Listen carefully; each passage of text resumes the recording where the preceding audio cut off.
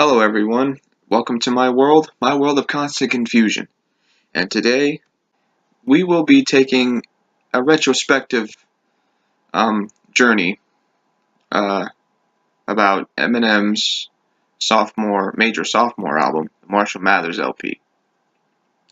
I'm also going to be doing a little bit of a review on it, even though my rating hasn't much changed. My rating's still 5 out of 5 stars from it, but the reason why I wanted to take a retrospect is because I want to talk about all types of things on this channel. And, hip-hop is going to be one of them. My love for hip-hop. I love it. And the reason why I want to take my first album look will be the Marshall Mathers LP, because it was the first album I ever got for myself. And to, Eminem, when I was younger, Eminem was the first, not just rapper, but artist, period, that I looked up to, and that I understood. I understood what he was saying. I wanted to divulge as much in his music as I could, and I soaked it all in. And this album really was the starting point of my love for hip hop, and I love it so much. This album is one of a kind. It's a hip hop classic in my eyes, and a lot of other people's eyes too. The hip hop community holds this album in high regard generally. And I am aware that probably a lot of other YouTubers have reviewed this album, but I've always wanted to discuss music all the time. I always want to discuss hip hop, but haven't really gotten the chance to do it lately, so I'm just going to do it on this channel whenever any chance I get. So this album was released in 2000. Yeah, back in 2000. And it sold 1.25 million copies its first week, I think, and that's a record that still stands today in hip hop. That's pretty incredible if you actually think about it. And that's probably never going to be done again because of the new digital world we're in, and people are just constantly downloading music. But that's a different discussion. And one of the biggest things people notice first about this album is its rawness, its emotion, its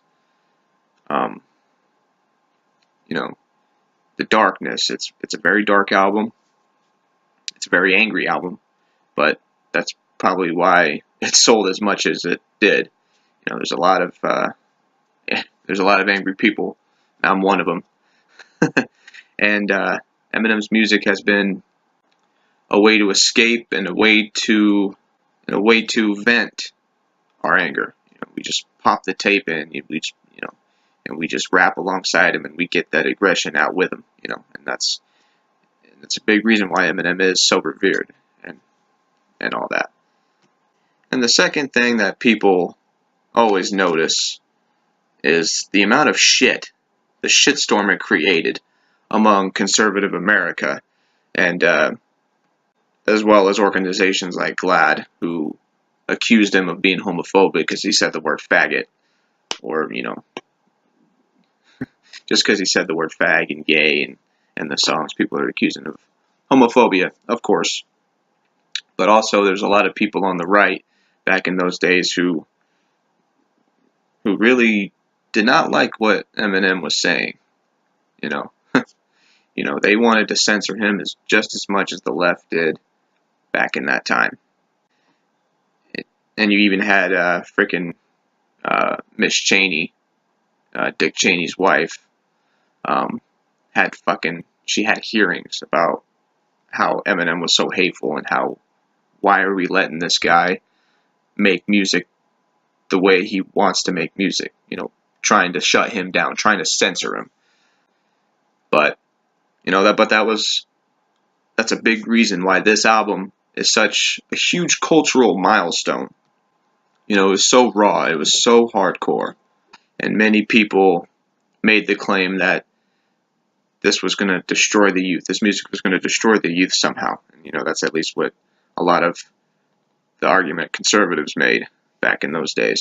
And probably what a lot of them did not realize is the more commotion, the more outrage they spread, was the higher the album went, you know. And it just made Eminem this humongous star, and the impact it had on the hip hop community and just the youth in general is almost unmeasurable. Like, I don't think that's ever happened in hip hop before. Just the storm that it brought, you know, it's pretty impressive when you actually think about it. And the thing that I loved most about Eminem, especially during that time, was he said things just to deliberately piss you off, and everyone took the bait for it, much like how the regressive left acts today. You know, like Milo Yiannopoulos, he says some crazy shit just to piss you off, and you know, Eminem kind of does the same thing. At least back in those times, he has dubbed down a lot in future albums, but you know, this was definitely the height of him pissing people off. You know, songs like, you know, talking about raping his mother, killing his wife Kim. It was very visceral, very angry, very guttural, and you know, it is what it is. It's an angry album, and some people just didn't want to accept it. You know, hip hop fans, non-hip hop fans, didn't want to accept that. Why is he so angry? You know, they didn't want him to be angry. They didn't want, you know, real emotions to come out on a record. They didn't want their kids listening to this. You know, the suburban mothers and the suburban fathers, and you know, so on and so forth, and the rich kids. You know, it was crazy. It was crazy. It's a crazy time. And then you had Stan, which is one of the greatest hip hop tracks ever written. You know, and you also had you had the great storytelling. You had the excellent lyricism. The excellent lyricism, just clever, the most clever shit he can think of. You had that. You also had humor. You had humor, and it's awesome. You know, it's awesome when you can lighten up the record, even though if it's very dark. You know, it takes some real talent to be angry 1 second and then you're laughing the very next track. It takes some talent to do that. I always laugh at the line when on the track "Who Knew?" He's like, "Skippity beep bop to Christopher Reeves, Sonny Bono was the East Horses and hitting some trees. How many retards will listen to me and run up on the school shooting when the piss of the teach? Her, him, is it you, is it them?" You know, he's just such a clever lyricist, and you know, that's why I hold him in such high regard, and that's why a lot of people hold him in such high regard. And you know, and a big reason why, you know, we're going to discuss hip hop on this channel, because I love it, and this album was the start of my love for hip hop.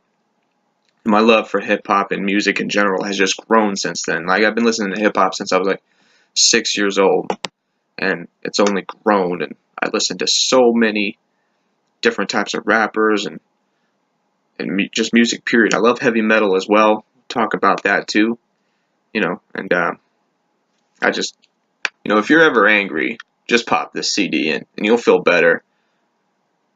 From beginning to end, you'll just feel better. You know, that's what a great artist does. He makes you feel.